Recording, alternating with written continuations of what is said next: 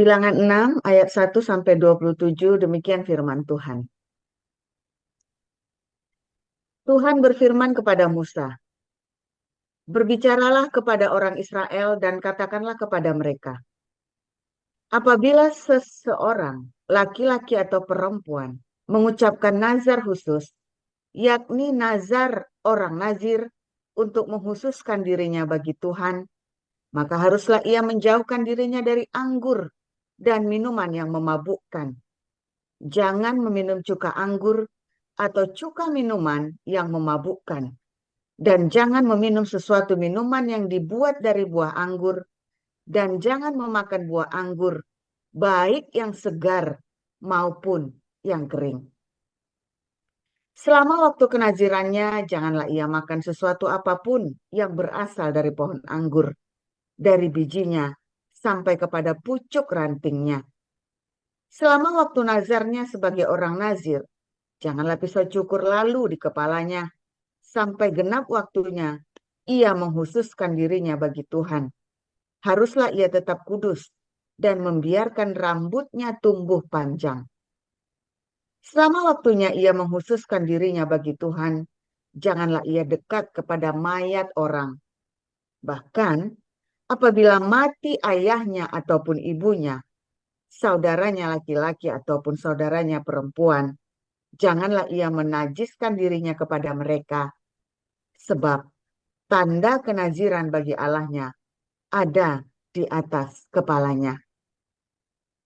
Selama waktu kenazirannya, ia kudus bagi Tuhan.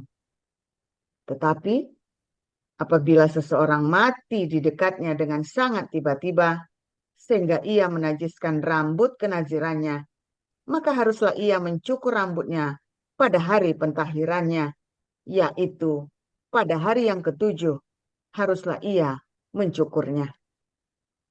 Pada hari yang kedelapan, haruslah ia membawa 2 ekor burung tekukur atau 2 ekor anak burung merpati kepada imam ke pintu kemah pertemuan.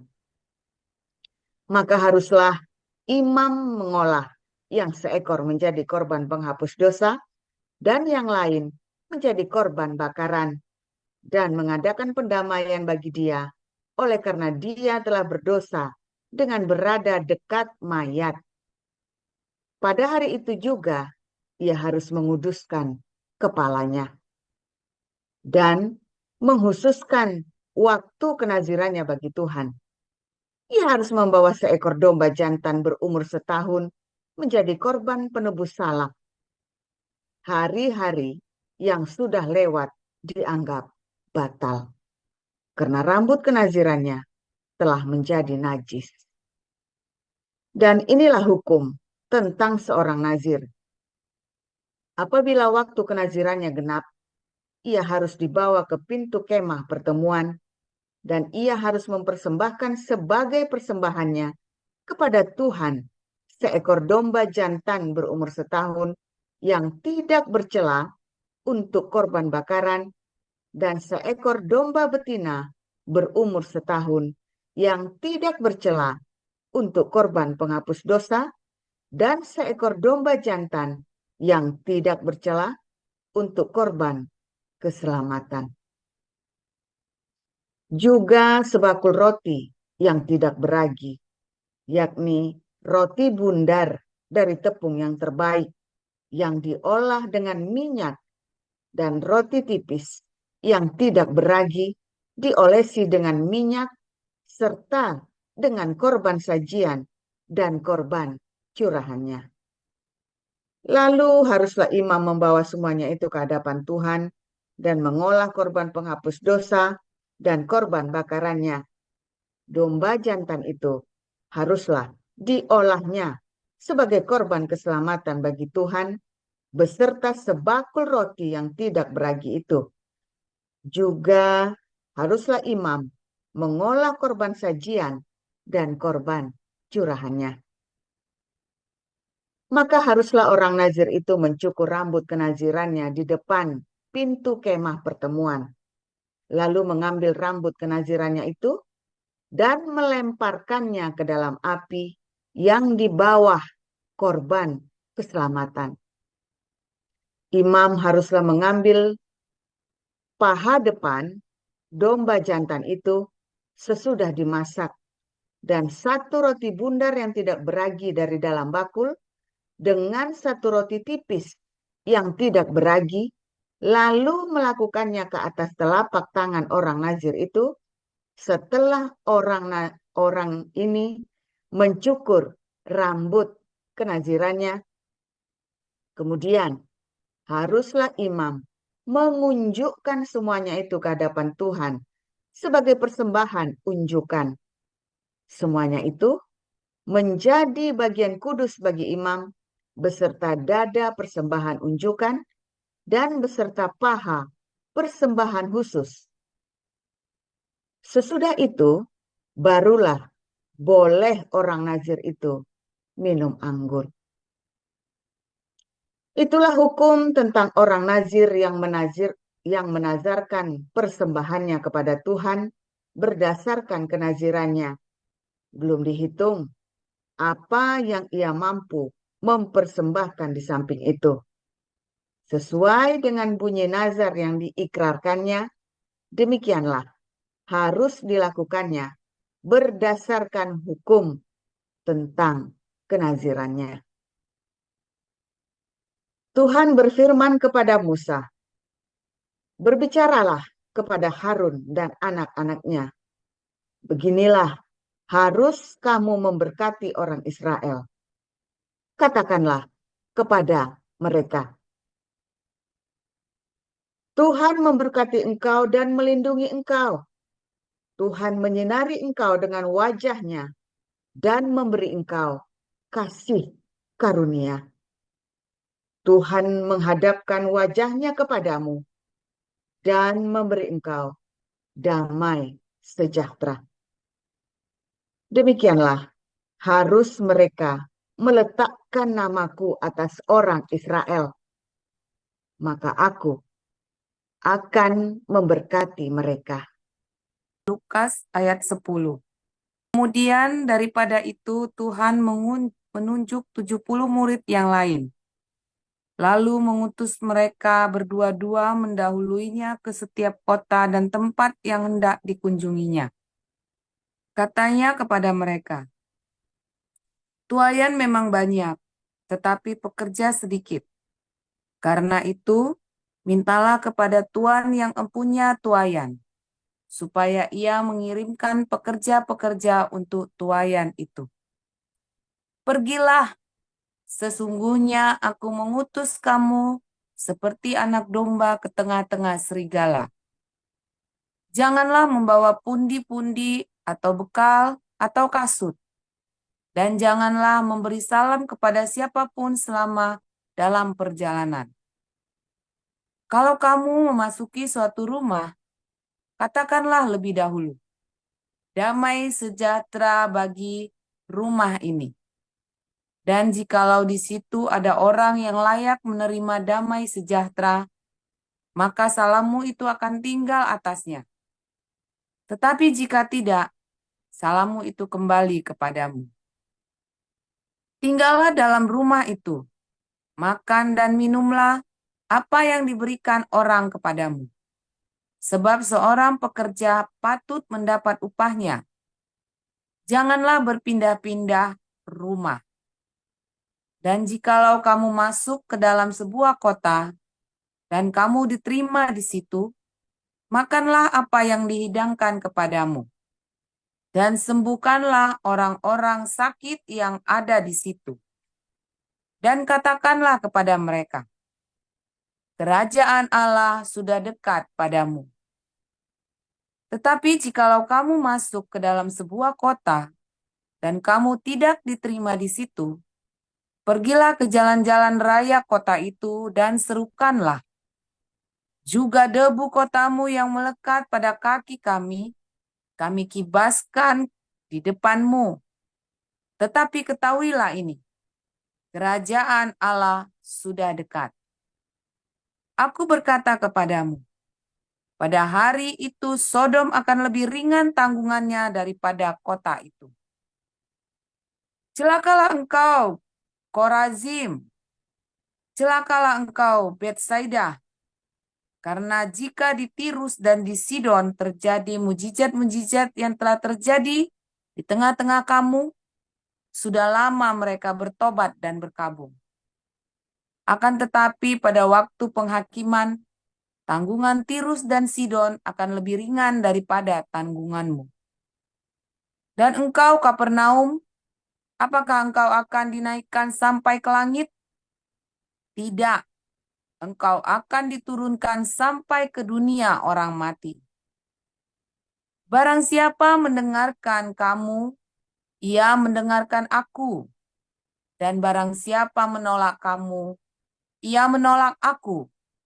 Dan barang siapa menolak aku, ia menolak dia yang mengutus aku. Kemudian ke-70 murid itu kembali dengan gembira dan berkata, Tuhan, juga setan-setan takluk kepada kami demi namamu. Lalu kata Yesus kepada mereka, Aku melihat iblis jatuh seperti kilat dari langit. Sesungguhnya aku telah memberikan kuasa kepada kamu untuk menginjak ular dan kalajengking, dan kuasa untuk menahan kekuatan musuh, sehingga tidak ada yang akan membahayakan kamu. Namun demikian, janganlah bersukacita karena roh-roh itu takluk kepadamu, tetapi bersukacitalah karena namamu ada terdaftar di sorga. Pada waktu itu juga, bergembiralah Yesus dalam Roh Kudus dan berkata, Aku bersyukur kepadamu, Bapa, Tuhan langit dan bumi, karena semuanya itu engkau sembunyikan bagi orang bijak dan orang pandai, tetapi engkau nyatakan kepada orang kecil. Ya Bapa, itulah yang berkenan kepadamu. Semua telah diserahkan kepadaku oleh Bapakku, dan tidak ada seorang pun yang tahu siapakah anak selain Bapa, dan siapakah Bapa selain anak, dan orang yang kepadanya anak itu berkenan menyatakan hal itu. Sesudah itu berpalinglah Yesus kepada murid-muridnya tersendiri dan berkata, Berbahagialah mata yang melihat apa yang kamu lihat. Karena aku berkata kepadamu, banyak nabi dan raja ingin melihat apa yang kamu lihat, tetapi tidak melihatnya, dan ingin mendengar apa yang kamu dengar, tetapi tidak mendengarnya. Pada suatu kali berdirilah seorang ahli Taurat untuk mencoba Yesus. Katanya, Guru, apa yang harus kuperbuat untuk memperoleh hidup yang kekal? Jawab Yesus kepadanya, apa yang tertulis dalam hukum Taurat? Apa yang kau baca di sana? Jawab orang itu, Kasihilah Tuhan Allahmu dengan segenap hatimu, dan dengan segenap jiwamu, dan dengan segenap kekuatanmu, dan dengan segenap akal budimu. Kasihilah sesamamu manusia seperti dirimu sendiri. Kata Yesus kepadanya, jawabmu itu benar. Perbuatlah demikian, maka engkau akan hidup. Tetapi untuk membenarkan dirinya, orang itu berkata kepada Yesus, Dan siapakah sesamaku manusia? Jawab Yesus, adalah seorang yang turun dari Yerusalem ke Yeriko.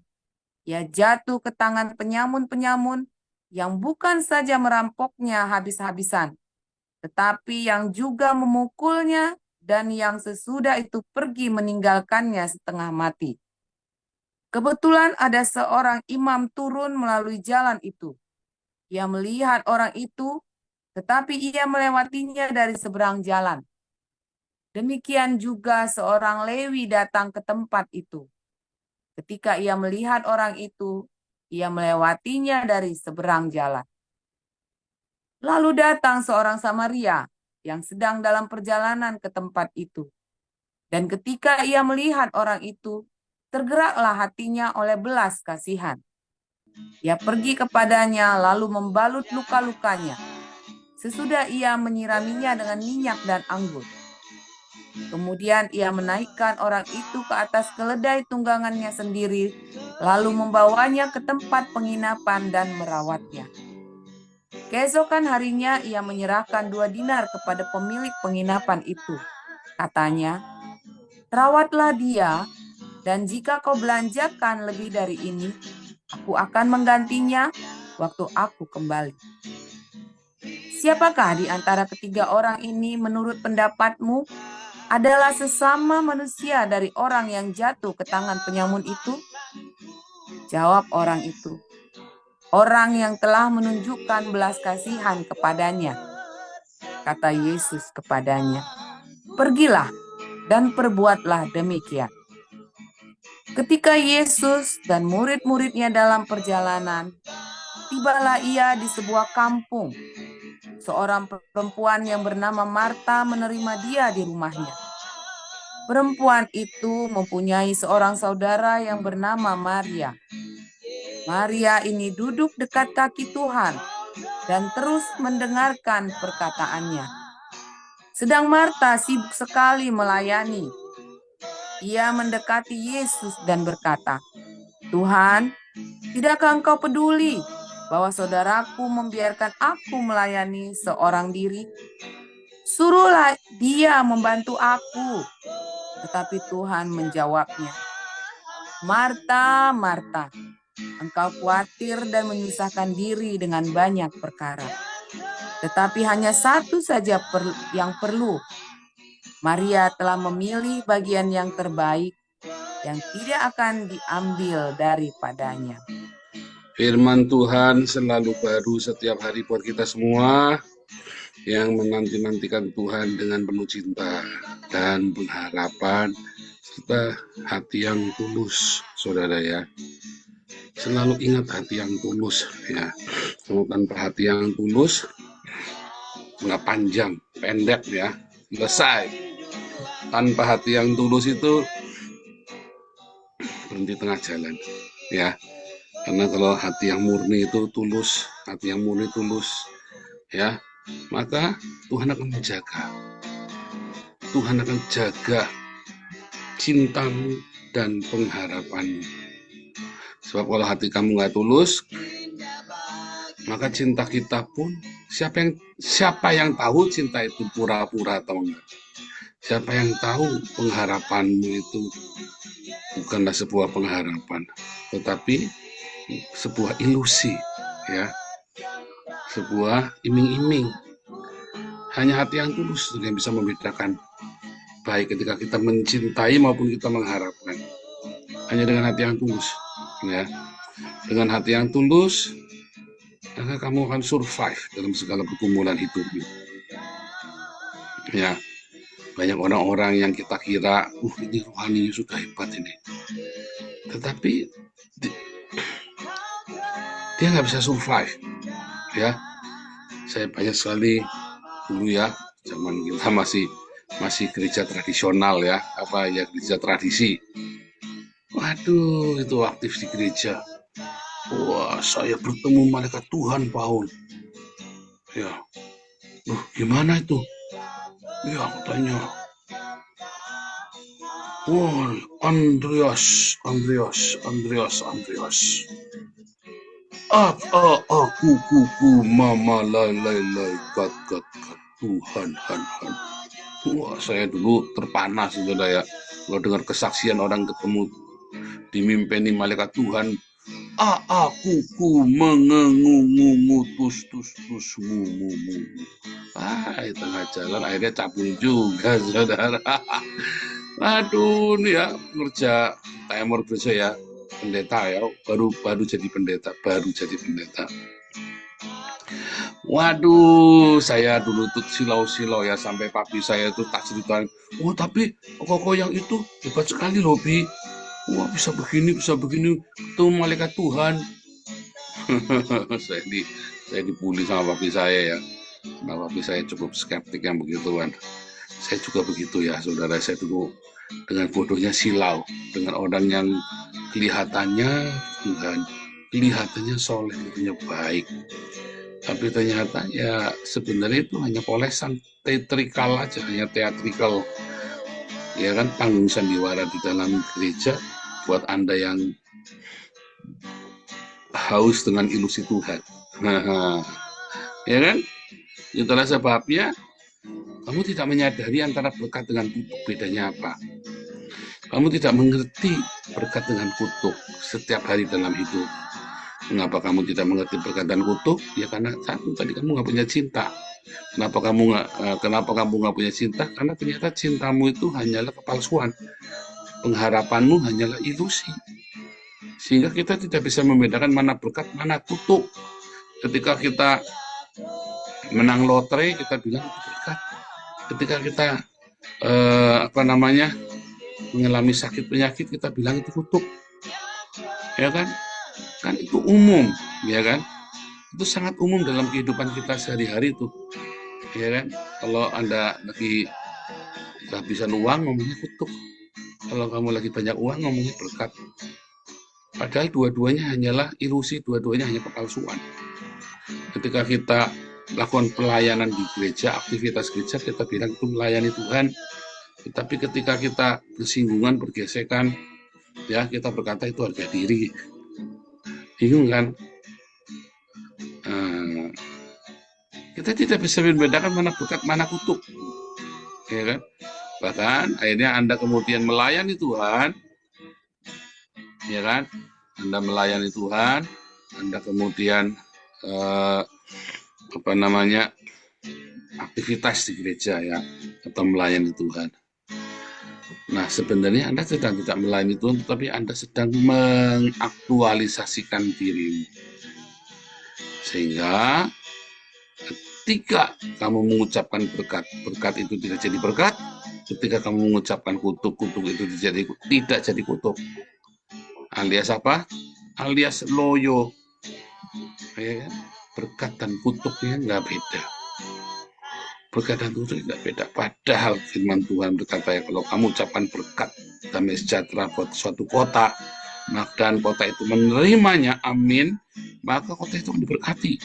Tapi kalau kota itu menolak, maka yang terjadi adalah hukuman atas Sodom dan Gomora lebih ringan. Nah, beneran ya. Bagaimana berkat dan kutuk itu bisa berkuasa, jadi nyata, hanya bila diucapkan oleh orang yang tulus hatinya, ya, dan penuh dengan cinta. Itu nanti akan nyata. Dan masalahnya kita udah nggak urusan itu, yang penting hati ini puas sumpah serapah. Anda tidak mengamati apakah itu jadi apa enggak sumpah serapahmu, ya. Kalau Anda mengucapkan berkat juga Anda tidak menyadari berkat itu jadi apa enggak, ya kan? Tetapi bila kamu ucapkan dalam ketulusan hati, di dalam kebenaran, tidak main-main, maka ucapan berkat dan ucapan kutuk itu akan benar-benar ada bedanya. Benar-benar membuat sebuah pembedaan. Dan ucapan-ucapan berkat yang diucapkan oleh anak-anak Allah, yaitu kita, itu akan berkuasa sekali mengubah pribadi orang, kehidupan orang. Makanya saya lagi marah muntap, terakhir saya bilang, saya ampuni kamu. Kalau sudah Anda nanti kalau berinteraksi dengan saya, kalau saya sudah ngomong itu, berarti saya itu, wah, itu sudah kelewatan marahnya tuh, saudara. Ya, serius, saudara ya. Kenapa? Yang bisa kita lakukan hanya mengampuni dia, mengucapkan nubuatan berkat pengampunan. Karena di dalam bahasa Ibrani berkat itu juga artinya kutuk. Dalam bahasa Ibrani itu, dalam kultur, ya,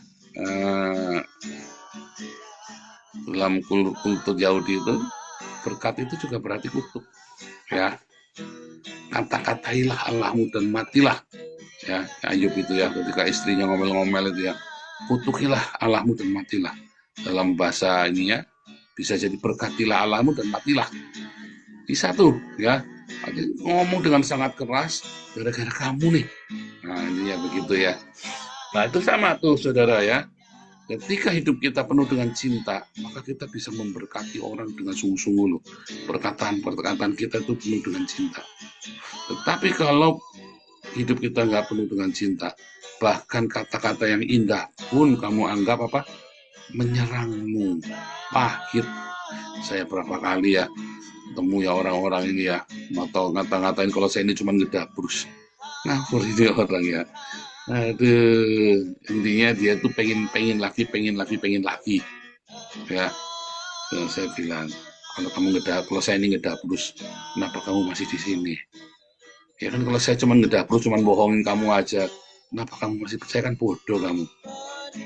Nah, ya, Pak, saya demi doa pagi, Pak, saya tidak makan, Pak. Salah kamu. Mendingan kamu makan daripada kamu doa pagi. Kan aneh, saudara ya. Sampai Anda nggak makan gara-gara doa pagi itu Anda aneh. Anda lagi cari-cari masalah itu sama saya itu. Nah, kamu kalau doa pagi rajin 75% kan kamu dikasih makan. Tapi terus kamu berani ngomong kamu nggak makan gara-gara doa pagi. Ini aneh, saudara. Kalau kamu doa pagi 70%, kalau memang kamu miskin, kamu akan dikasih pulsa, kamu dikasih makan, kasih sembako. Kalau kamu tidak nyampe 75%, ya kamu nggak makan. Kita nggak kirim sembako, kita nggak kirim pulsa.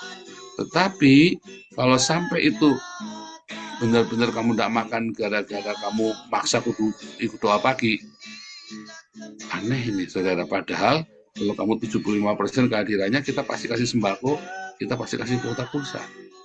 Ini kan aneh nih.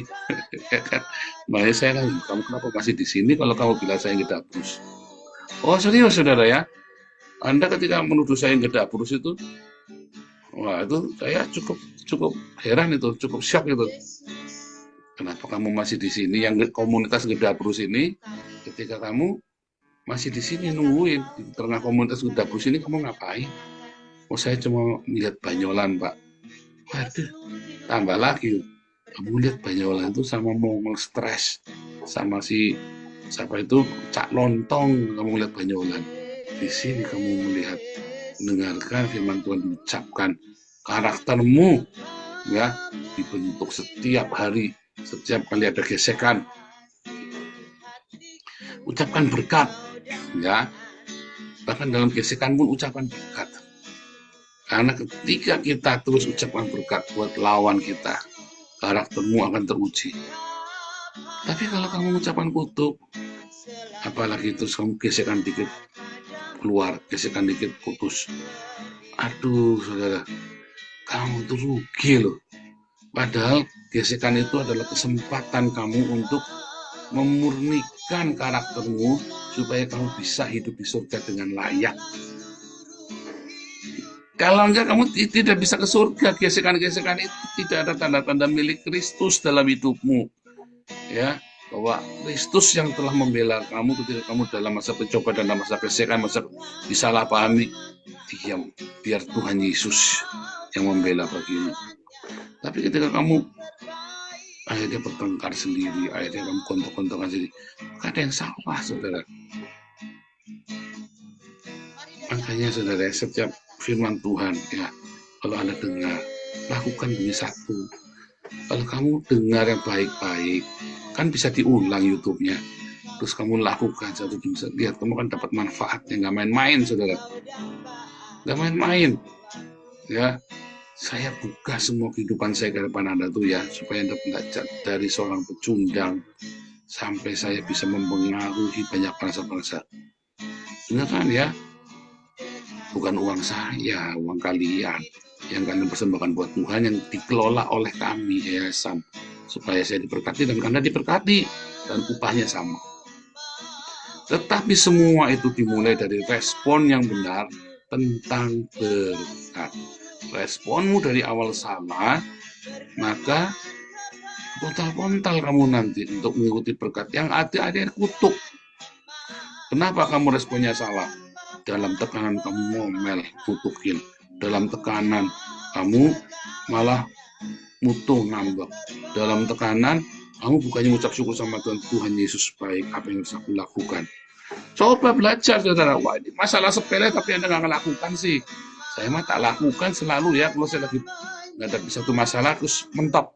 Tuhan Yesus, tolong aku, beri aku hikmat. Wah, saya mati itu, saudara ya. Tiba-tiba ada jalan, tiba-tiba saya bisa melihat usulan saya ganti proyek pun bisa di ACC dan seterusnya.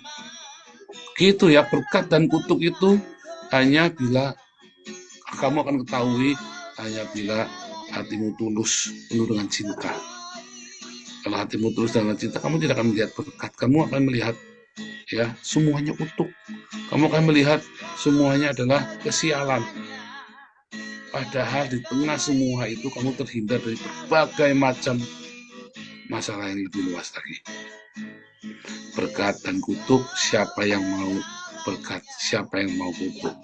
Responi setiap masalah dalam hidupmu dengan benar. Nanti kamu bisa terlihat clear, jelas sekali mana itu kehidupan yang diberkati, mana kehidupan yang dikutuk. Tuhan Yesus memberkati.